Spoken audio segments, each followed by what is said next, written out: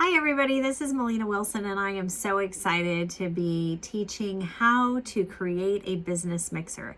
It is one class of a 3-class series that I am putting together. This particular class is going to show you step by step how to create a business mixer with partners through your sphere, through your database and your current vendors, how you're going to add them to your database and be able to do business to business referrals back and forth.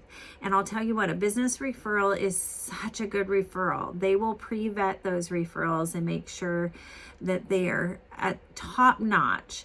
And in return, they're hoping that you will help them find new clients, grow their business. So you'll get together once a month and have a value add. And I'm going to take you step by step once again to show you what you need for that business mixer, how to send out the invite, how you're going to create relationship within it, what value adds you might bring. It's 1 hour commitment per month to increase your business in a really big way.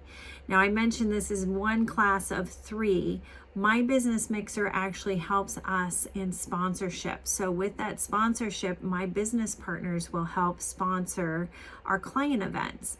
And we have 4 client events per year. And those client events are our marketing strategy for a year at a glance. So these business mixers can absolutely move you forward to client events and then to your full marketing plan.